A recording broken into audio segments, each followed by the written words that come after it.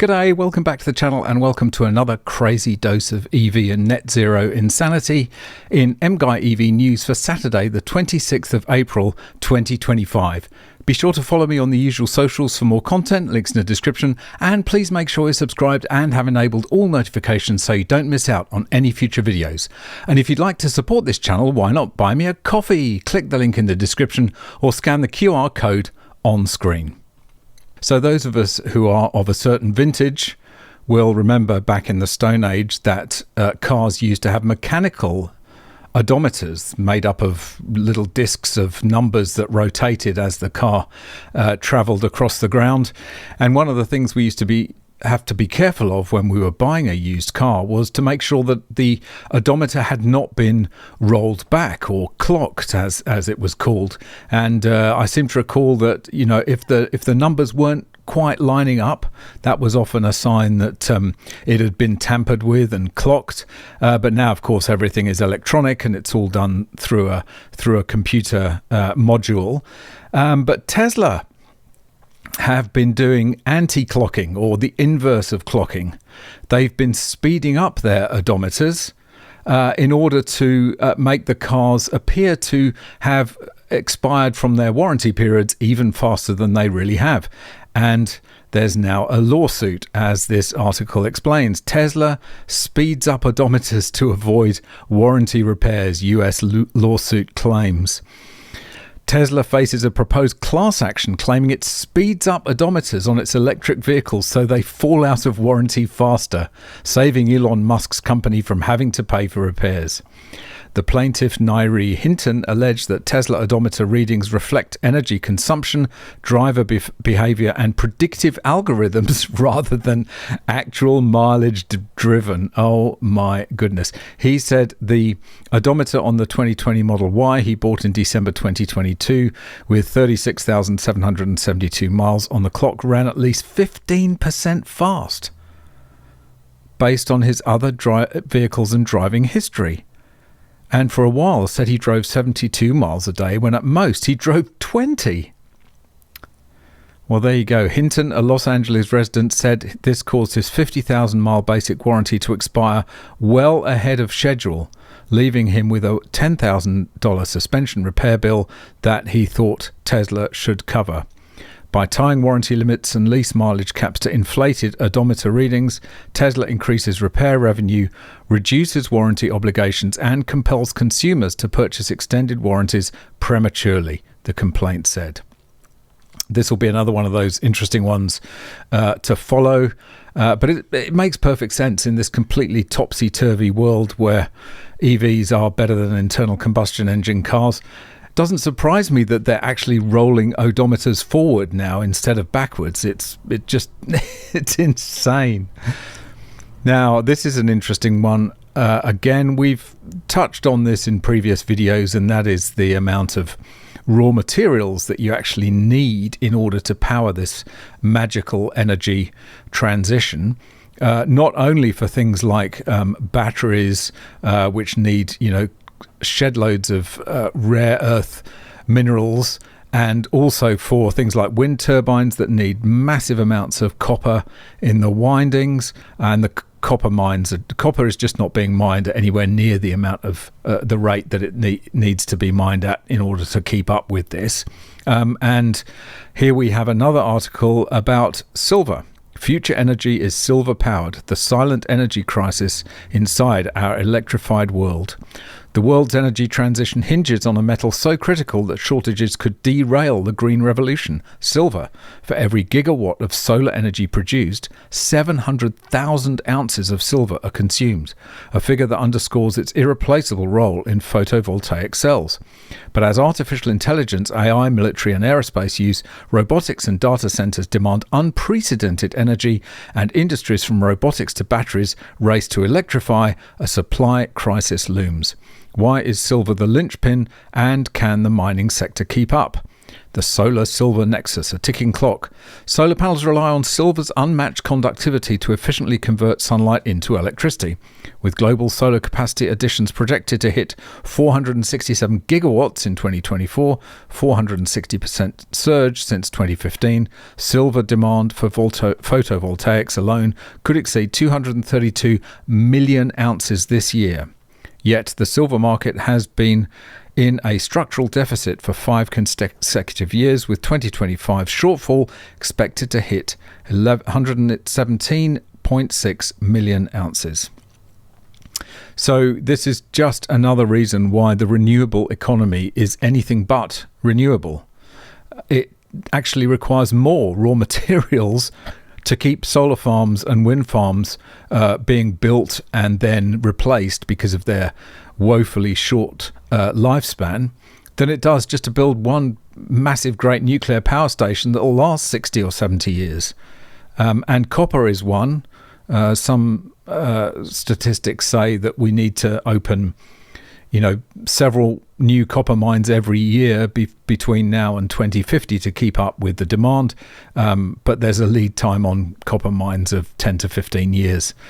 So it just shows how unrealistic this transition by 2050 really is, and how unrenewable renewables are. They're not renewable at all in reality, which is interesting.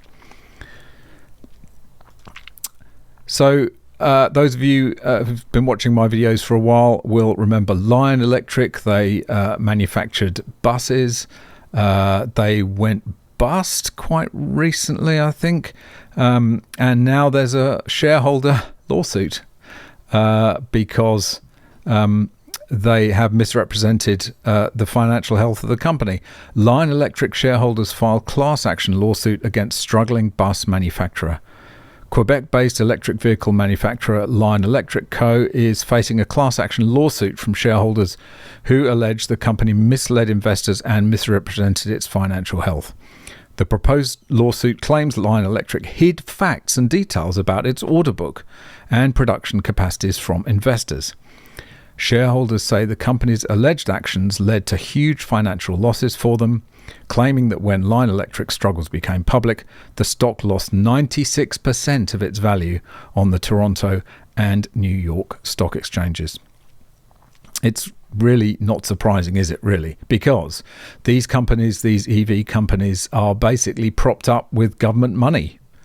And so when the government money runs out and the order book is empty, then they're in trouble. So here we have some excellent decision making by a council in Scotland, which has actually been trying to run a hydrogen bus. But guess what? As the headline says, hydrogen buses forced off-road for 9 months as UK city runs out of fuel. Well, nobody's going to be building hydrogen infrastructure anymore. As we all know, it's far more complex, far more expensive, far more difficult to maintain than even electrical infrastructure. So hydrogen is dead as a fuel source of the future, quite frankly. We need to know what the story is. Aberdeen. World first hydrogen double-decker buses have been out of service since July 2024 due to a lack of fuel. The fleet of 25 eco-friendly vehicles, which launched with significant publicity as the future of public transport, has been quietly sidelined. Both of the city's hydrogen stations are currently offline, leaving the multi-million-pound investment unable to operate. The buses were initially pulled from service when council chiefs shut their main refuelling plant for life extension work last summer. Well, the obvious question to ask with hydrogen is, what energy do you use to make the hydrogen? Hydrogen is not naturally occurring. You have to manufacture this stuff. All it is, it's basically a method of transferring energy from one place to another, storing and transferring it. Making hydrogen is kind of like charging a battery, because you have to use electricity to make the hydrogen, and then you burn or react the hydrogen in a fuel cell to create electricity back again. And the losses in that particular process are so vast, you might as well not bother. That's why hydrogen is never going to be a realistic alternative to fossil fuels. So, great article in the Telegraph. As always, links to all of these stories will be in the description. When there's paywalled stuff, I try and put it on archive.today, so that allows you to read it without subscribing. So this is a great article from the Telegraph. America's electric car crash is over. Europe has finally noticed. Trump's reversal of Biden-era EV mandates is putting huge pressure on the UK and the EU to follow suit. Yes, they should. American electric vehicle sales have continued to inch up from 7% of new cars sold last year to 7.5% this year. But no one now expects that they will reach the more than 50% mandated by the Biden administration by 2032. President Donald Trump has upended the EV landscape, sending shockwaves through the industry that are reverberating not just in the United States but globally.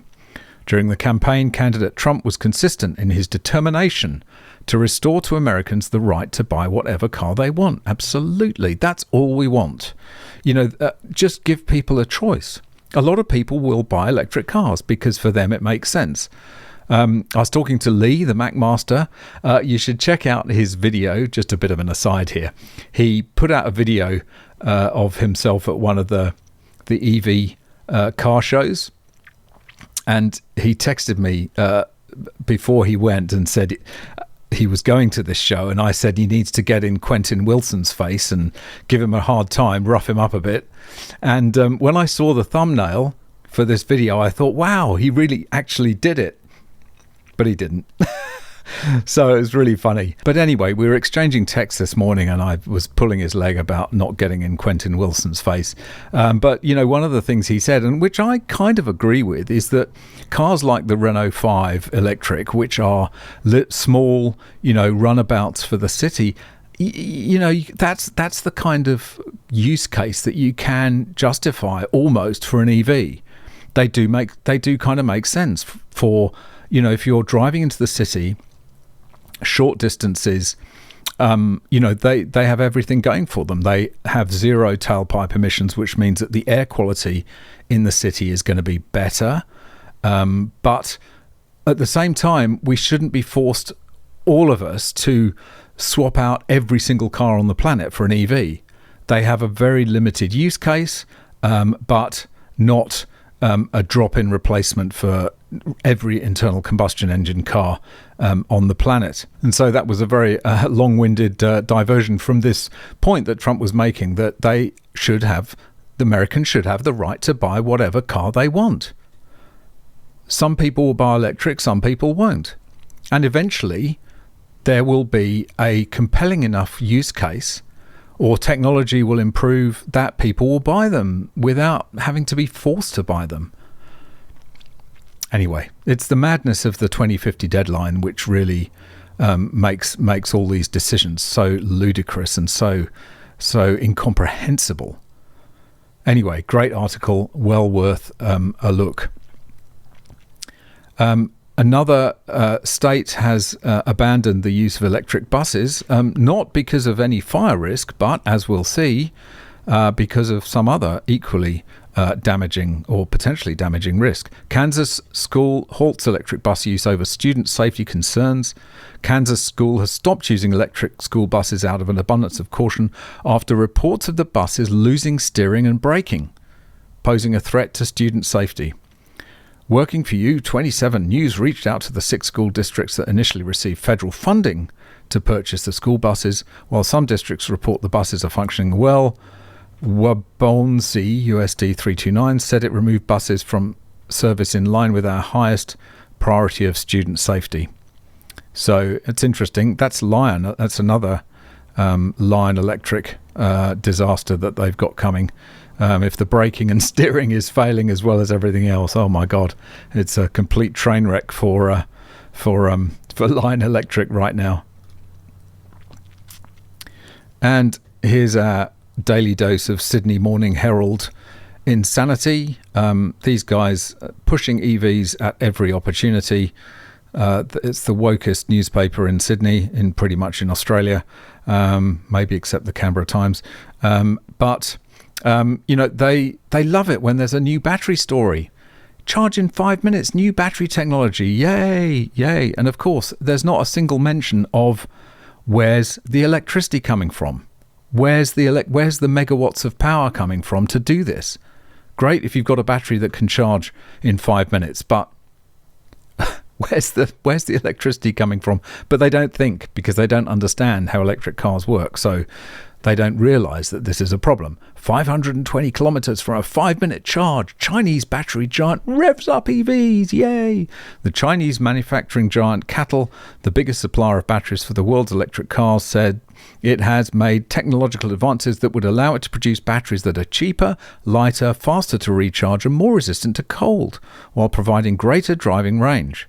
Yeah, brilliant. All great stuff. But if you do a search of this article for the words watt or kilowatt or megawatt or the abbreviations, zip, nada, null, because they don't understand that if you halve the charging time, you double the power required. That's the charging conundrum. It's you can't get away from it. It's physics, folks. And finally, a few little video clips from China as to what life in an electrified driving environment is going to be like.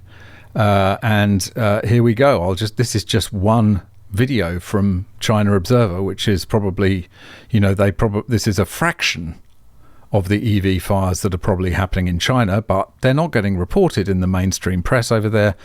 So it's all via social media.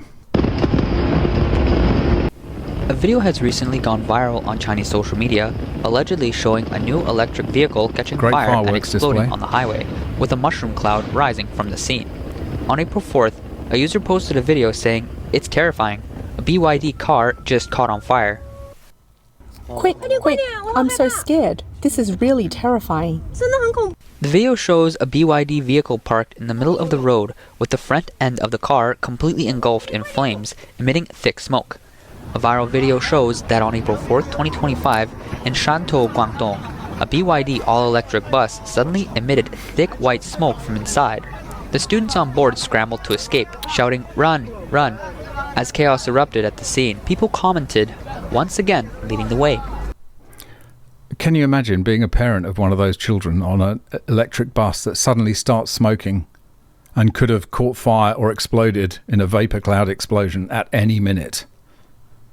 I mean, this is the insanity of the push for universal electrification. Anyway, that's it for this one. Thanks very much for watching. Really hope you enjoyed it. See you in the next one. Bye for now.